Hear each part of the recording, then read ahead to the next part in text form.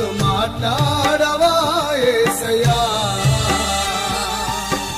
నాలో ఏమైనా పాపమున్నదా, నాలో ఏమైనా దోషమున్నదా, నాలో ఏమైనా పాపమున్నదా, నాలో ఏమైనా దోషమున్నదా, పాపము క్షమించి దోషము తొలగించి, పాపము క్షమించి దోషము తొలగించి